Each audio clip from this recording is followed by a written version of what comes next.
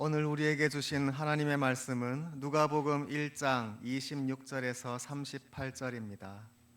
신약 87쪽에 있습니다. 이제 봉독합니다. 여섯째 달에 천사 가브리엘이 하나님의 보내심을 받아 갈릴리 나사렛이란 동네에 가서 다윗의 자손 요셉이라 하는 사람과 약혼한 처녀에게 이르니 그 처녀의 이름은 마리아라. 그에게 들어가 이르되 은혜를 받은 자여 평안할지어다. 주께서 너와 함께 계시도다 하니 그 처녀가 그 말을 듣고 놀라 이런 인사가 어찌함인가 생각하매 천사가 이르되 마리아여 무서워하지 말라. 내가 하나님께 은혜를 입었느니라. 보라 내가 잉태하여 아들을 낳으리니 그 이름을 예수라 하라. 그가 큰 자가 되고 지극히 높으신 이의 아들이라 일컬어질 것이요 주 하나님께서 그 조상 다윗의 왕위를 그에게 주시리니 영원히 야곱의 집을 왕으로 다스리실 것이며 그 나라가 무궁하리라. 마리아가 천사에게 말하되 나는 남자를 알지 못하니 어찌 이 일이 있으리이까. 천사가 대답하여 이르되 성령이 내게 임하시고 지극히 높으신 이의 능력이 너를 덮으시리니 이러므로 나실 바 거룩한 이는 하나님의 아들이라 일컬어지리라. 보라 내 친족 엘리사벳도 늙어서 아들을 배었느니라. 본래 임신하지 못한다고 알려진 이가 이미 6달이 되었나니 대저 하나님의 모든 말씀은 능하지 못하심이 없느니라. 마리아가 이르되 주의 여종이오니 말씀대로 내게 이루어지이다 하매 천사가 떠나가니라. 아멘. 기도하겠습니다. 주님의 은혜를 감사드립니다. 우리 주님께서 귀한 성탄의 복을 저희에게 주시고 주님의 사랑을 증거하시니 감사합니다. 오늘 말씀 가운데 우리 주님의 사랑을 잘 깨닫고 또 주님께 더욱 드려지는 삶이 되도록 도와주시옵소서. 예수님의 이름으로 기도합니다. 아멘. 오늘 읽은 누가복음의 말씀은 우리가 너무나 잘 아는 천사가 마리아에게 나타난 일입니다. 수태고지라고도 부르지요. 마리아에게 천사가 나타나서 내가 아들을 낳을 것이고 그 아들을 예수라 하리라 하는 유명한 말씀입니다.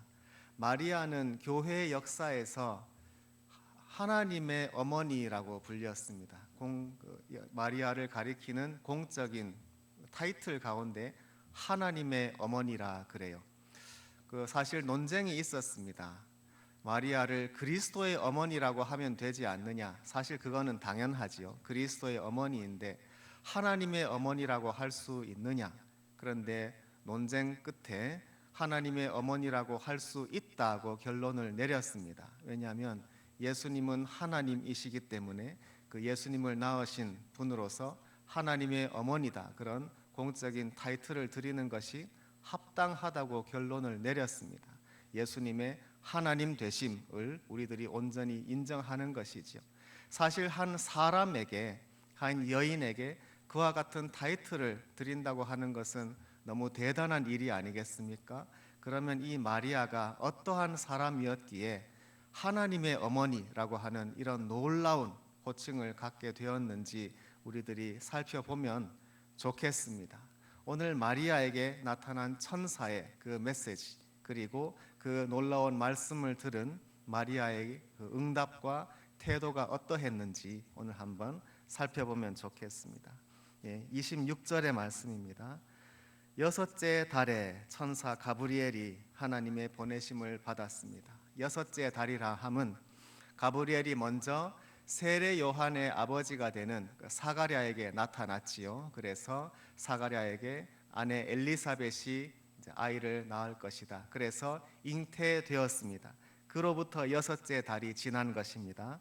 그리고 그 같은 천사 가브리엘이 이제는 마리아에게 나타났습니다. 하나님의 보내심을 받아 그랬습니다. 사실 이 말이 바로 천사라는 말의 뜻입니다. 천사는 사자 또 사도할 때의 그 사자입니다. 보내심을 받았다. 우리는 하늘 천사를 써서 천사라고 하는데 하나님이 보내셨습니다. 원래 가브리엘은 그 앞부분의 말씀에 보면 하나님 앞에 모셔 있는, 하나님을 늘 곁에서 섬기는 그 천사들 중에 하나입니다. 하나님께서 그 가운데 이 가브리엘 천사에게 특별히 사명을 주신 것이죠. 너는 가서 마리아에게 말씀을 전하라 하는 사명을 받고 왔습니다. 그런데 갈릴리 나사렛이라 그랬습니다. 갈릴리 나사렛은 저 북쪽 변방입니다. 앞서서 세례 요한이 태어나는 곳은 유대 땅이거든요. 거기는 좀 더 중심지라고 할 수 있는데 지금 마리아가 사는 곳은 갈릴리 나사렛 저 촌입니다. 사람들이 거기에는 아무도 신경도 쓰지 않는 그런 마을이라고 생각하면 되겠습니다. 가브리엘이 하나님의 부르심을 또 보내심을 받아서 그와 같은 촌으로 가서 마리아에게 들어갔습니다. 27절에 다윗의 자손 요셉이라 하는 사람과 약혼한 처녀에게 이르니 마리아는 이제 성령으로 잉태되어서 동정녀로 예수님을 낳게 될 것입니다. 그런데 다윗의 자손 요셉과 약혼을 하였지요. 여기에서 예수님의 다윗의 자손 되심이 나오게 되겠습니다. 예수님은 하나님께서 주시는 그 혈통 다윗의 왕조를 통해서 메시아가 되십니다. 그리고 하나님께서 다윗에게 주시는 언약, 영원히 다윗의 왕위가 주님 안에서 보존되리라 하는 그 약속을 성취하시게 됩니다. 바로 그와 같은 일이 그 다윗의 자손 요셉과 약혼한 처녀였기에 이루어지게 되었습니다. 그 처녀의 이름은 마리아라 하였습니다. 28절에 그에게 들어가 이르되 은혜를 받은 자여 평안할지어다 이렇게 인사를 했습니다. 여기에서 마리아가 뭘 하고 있었는지 말씀이 없습니다. 앞에 그 사가랴에게 나타날 때는 사가랴는 성전에서 분향을 하고 기도하고 있었습니다. 기도하다가 천사를 만났는데 오늘 본문에서 이 마리아는 기도하고 있었는지 아니면 혹시 꿈속에서 보았는지 전혀 그런 말이 없어요. 우리가 무엇을 하든지 그죠? 기도를 할 때도 그렇고 예배 드릴 때나 아니면은 그냥 우리들이 일상생활을 하고 있을 때 어떤 때라도 하나님의 은혜는 임할 수가 있지요. 그 천사를 우리들이 만났을 때 반드시 우리가 무슨 경건한 일을 할 때가 아니더라도 어떤 우리들의 삶의 부분에서도 하나님은 함께 하십니다. 그와 같이 마리아에게 들어가서 이 천사가 이렇게 말을 했습니다. 은혜를 받은 자여 평안할지어다. 주께서 너와 함께 하시도다. 참으로 복된 말씀입니다. 하나님께서 우리에게 은혜를 받은 자여 이렇게 늘 불러주십니다. 그리고 주님께서 너와 함께 하시도다. 물론 마리아는 지금 굉장히 특별한 경우이지만 그뿐 아니라 저와 여러분에게도 주님께서 늘 이와 같은 복된 말씀을 주십니다. 하나님께서 우리에게 은혜를 주셨고 또 우리에게 평안을 말씀하십니다. 하나님이 또 우리와 함께 하십니다. 우리에게 그와 같은 복을 주시기 위해서 예수님을 보내신 것이지요. 우리가 예수님을 통해서 하나님의 자녀가 되었기 때문에 하나님이 지금 마리아에게 주시는 이 평안의 말씀은 우리의 것이 됩니다.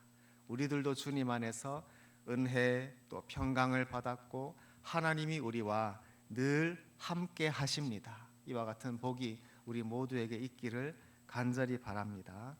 29절에 처녀가 그 말을 듣고 놀라 이런 인사가 어찌함인가 깜짝 놀랐습니다. 사실 이 천사가 하는 이 말 자체가 대단한 것은 아니지요. 하나님의 은혜, 평강, 하나님이 너와 함께 하심 우리들이 사실 늘 느끼고 있는 것입니다. 그러나 이 마리아는 천사가 갑자기 나타나서 이런 말을 자기에게 하니까 이게 무슨 일인가 놀랐습니다. 그런데 앞부분에 그 사가랴에게 나타났을 때는 사가랴가 굉장히 두려워했거든요. 두려워하고 또 천사가 하는 말을 잘 믿지도 않고 그런 반응을 보였습니다. 그러다가 말을 못하게 되었습니다. 그런데 이 마리아의 반응은 물론 놀라지만 그 천사 앞에서 심한 두려움에 떨었다든지 또는 의심했다든지 그런 느낌은 전혀 없죠. 그저 하나님 앞에서 겸손한 한 사람으로서 주의 천사를 만나고 말씀을 듣고 놀라지만 그러나 하나님께서 하시는 어떤 말씀이나 주님의 일 가운데에도 마리아는 자기 자신을 드릴 준비가 지금 되어 있습니다. 30절에 천사가 이르되 마리아여 무서워하지 말라 내가 하나님께 은혜를 입었느니라. 무서워하지 말라 이 말씀은 사실 천사들이 사람들에게 나타날 때마다 늘 하는 말입니다. 왜냐하면 하나님의 능력을 보고 천사를 만난 사람은 되게 무서워하니까요. 그래서 마리아에게도 무서워하지 말라. 또 다시금 내가 하나님께 은혜를 입었느니라. 하나님이 특별히 선택하셨습니다. 주님께서 아들 예수님을 우리에게 보내시기 위해서 이 세상을 살펴보셨겠지요. 그 가운데에 누구를 선택할 것인가? 사람의 눈으로 보기에는 보잘것없고 그냥 작은 마을에 사는 이 어린 마리아이지만 하나님께서 특별히 선택하신 것입니다. 그리고 그 마리아를 통해서 귀한 하나님의 아들을 보내시는 것이니 얼마나 놀라운 일입니까? 그러므로 하나님께서 특별히 너에게 은혜를 주셨느니라 이렇게 말씀합니다. 31절 보라 내가 잉태하여 아들을 낳으리니 그 이름을 예수라 하라.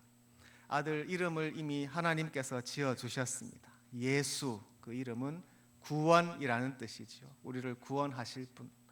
이 이름이 마태복음에서는 그 남편이 되는 그 요셉에게 주어졌습니다.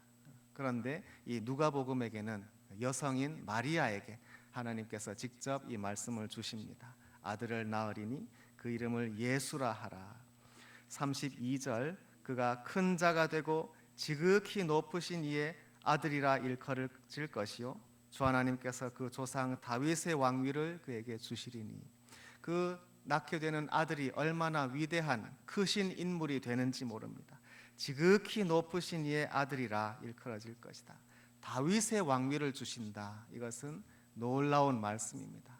저 옛날 다윗에게 하나님이 주셨던 약속, 영원한 왕위를 주신다 하셨는데 지금 잠시 그 왕위가 지금 없어졌습니다. 다윗의 왕이 어떻게 되었는가? 언제 다시 이 다윗 왕이 또는 메시아가 오실 것인가? 모든 사람들이 간절히 기다리고 있습니다. 그런데 하나님은 이 마리아에게 내가 낳을 그 아들 예수께서 다윗의 왕이 되실 것이다. 이와 같은 놀라운 말씀을 하고 있습니다. 그리고 33절에 영원히 야곱의 집을 왕으로 다스리실 것이며 그 나라가 무궁하리라. 영원한 왕국입니다. 사실 이 세상에 영원한 왕국이 어디에 있습니까? 사람의 왕국은 다 끝이 있는데 그러나 예수님 다스리실 왕국은 영원합니다. 지금까지. 이것이 우리의 교회지요. 우리 세상의 교회를 통해서 하나님의 나라 또 다윗의 왕조는 영원히 이어집니다. 저와 여러분이 바로 그 나라 안에 있습니다. 하나님께서 이 세상을 다스리시고 하나님께서 예수님을 통해서 다윗 왕조를 통해서 하나님께서 왕이시라는 것을 영원히 이 세상에 선포하십니다. 그것을 증거하는 것이 교회지요. 저와 여러분이 이렇게 교회로 모여서 예배 드리는 것은 바로 이 영원한 하나님의 나라 또 다윗 왕조를 증거하는 것입니다. 저와 여러분을 통해서 이 말씀이 성취가 되었습니다. 34절 마리아가 천사에게 말하되 나는 남자를 알지 못하니 어찌 이 일이 있으리까. 이 말은 불신앙은 아니겠습니다. 앞서서 사가랴는 나와 아내는 늙었으니 어찌 아이를 낳겠습니까? 이렇게 말했을 때 천사가 네가 믿지 않음으로 말을 못할 것이다 이렇게 벌을 주었는데 지금 마리아는 불신앙은 아니에요. 천사가 하는 말을 믿지 못하겠다는 것이 아니지만 그러나 굉장히 놀라운 일이잖아요. 사람이 생각지도 못했던 기적이니 너무나 놀라서 어찌 이런 일이 있겠습니까? 이렇게 질문하는 것입니다. 하나님이 하시는 일은 너무나 크고 놀랍습니다. 우리가 생각하지 못하는 그런 일을 주님은 하십니다. 어떻게 그와 같은 일이 또 나에게 있겠습니까? 이렇게 질문을 했습니다. 35절 천사가 대답하여 이르되 성령이 내게 임하시고 지극히 높으신 이에 능력이 너를 덮으시리니 말씀하였습니다. 나실 바 거룩한 이는 하나님의 아들이라. 하나님께서 하나님의 아들을 세상에 낳게 하시고 또 성령님의 능력으로 그리 하십니다. 삼위일체 하나님이시죠. 하나님 아버지, 또 하나님 아들, 또 성령님께서 여기에서 다 함께 역사하십니다. 사람의 힘으로는 도저히 불가능하지만 하나님은 하십니다. 그래서 성령님께서 그 능력으로 또 그 은총으로 마리아 위에 덮으시고 주님께서 능력으로 함께 하시면 이와 같은 불가능한 일도 일어납니다. 그러므로 나실 바 거룩한 이는 하나님의 아들이라 일컬음을 받을 것이다. 여기에서 바로 예수님이 하나님의 아들이시라는 것이 확실히 증거가 됩니다. 예수님은 다른 왕들이 아니라 하나님의 아들로서 이 세상에 사람으로 오신 분입니다. 그리고 저와 여러분의 죄를 용서하시고 구원하시기 위해서 오셨습니다. 마리아는 바로 그 하나님의 큰 구원을 위해서 선택을 받은 것입니다. 바로 너를 통해서, 마리아를 통해서 하나님의 아들이 이 세상에 오실 것이다, 이렇게 말씀합니다. 36절, 보라 내 친족 엘리사벳도 늙어서 아들을 배었느니라. 사실 연세가 많아서 아이를 뵌 것도 기적이죠. 놀라운 일입니다. 그러나 그와 비하면은 지금 마리아에게 일어날 일은 더 큰 기적이죠. 불가능한 기적인데, 그러나 이와 같은 일도 하나님은 하실 수 있습니다. 37절은 우리가 다 암송하면 좋겠지요. 대저 하나님의 모든 말씀은 능하지 못하심이 없느니라. 하나님께는 불가능이 없습니다. 하나님은 무엇이든지 하실 수가 있습니다. 심지어 동정녀를 통해서도 하나님은 그분의 아들을 주십니다. 사실 더 놀라운 것은 하나님의 아들이 우리 같이 사람이 되셨다는 것입니다. 하나님은 불가능이 없습니다. 이 말씀 우리가 좀 외우면 좋겠고요. 그리고 살면서 우리들이 계속 묵상하면 좋겠습니다. 오늘 본문 같은 큰 기적뿐 아니더라도 우리 삶 가운데서도 주님, 하나님께는, 주님의 말씀은 불가능이 없습니다. 그러므로 우리 삶 가운데에도 어려움이 있을지라도 주님, 이것이 주님의 뜻이면은 반드시 이루어집니다, 믿습니다 하면서 이와 같은 신앙을 우리들도 늘 고백하면 좋겠습니다. 38절, 마리아가 이르되 주의 여종이오니 말씀대로 내게 이루어지이다. 이 대목을 오늘 제목으로 삼았습니다. 주의 여종이오니, 사실 그 당시에 또 여종이라고 하면 얼마나 사회적으로 낮고 또 사람들이 가벼이 여기는 그런 지위입니다. 여종입니다. 그러나 마리아는 나는 주님의 여종입니다. 주님께서 뜻하시는 무엇이든 나를 통해서 하시옵소서 하고 완전히 자신을 드리는 것입니다. 그렇죠? 특별히 지금 하나님께서 마리아에게 원하시는 것이 얼마나 사실 큰 일입니까? 그 당시에 어린 여성으로서 이것은 한 아이를 잉태하는 것은 육신에 힘든 것은 말할 것도 없고 사회적으로 무슨 말을 들을지 모릅니다. 그 약혼했던 그 요셉에게도 또 무슨 말을 들을지, 어떤 어려움이 있을지 모르지만 그럼에도 불구하고 나는 주님의 여종입니다라고 말하는 것입니다. 그렇죠. 우리들이 하나님의 다 종이지요. 하나님이 우리를 자녀로 삼으시고 주님의 백성으로 부르십니다. 그러나 또 한편으로 우리들은 주님의 종으로서 주님께 충성해야 하는 것이 맞습니다.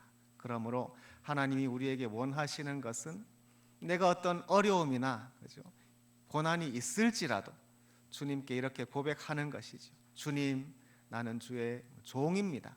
남종과 여종입니다. 그러니 주님께서 뜻대로 저에게 하시옵소서 하는 이 고백이 우리들의 고백이 되기를 바랍니다.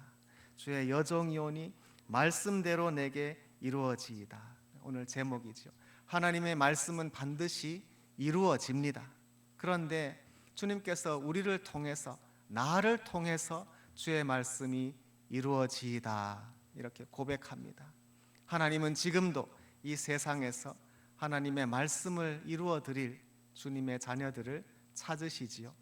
주의 말씀이 이루어지지만 그것은 주님께 믿음으로 자기 자신을 드리는 성도들을 통해서 이루어집니다. 마리아는 그와 같이 고백하는 것입니다. 말씀대로 내게, 그죠? 나에게 그런 여러 가지 고초가 있을지라도 내가 주님께 드리오니 나에게 주님의 말씀이 이루어지이다. 이와 같이 고백을 했습니다. 이와 같이 했을 때 천사가 이제 자기의 사명을 다 했죠. 그래서 떠나갔습니다. 우리들이 이제 성탄절이 다가오는데 우리 주님 태어나심을 다 기뻐하고 또 우리들이 감사하죠. 그런데 그와 같이 예수님이 이 세상에 오실 때에는 또 특별히 오늘 본문에 마리아의 헌신이 있었습니다. 그래서 사람의 생각으로는 도저히 알 수 없는 큰 기적, 불가능한 일이 이루어질 것이지만 주님의 말씀은 이루어질 것을 믿었습니다. 그리고 자기 자신을 드렸습니다. 나는 주의 여종이오니 말씀대로 내게 이루어지이다.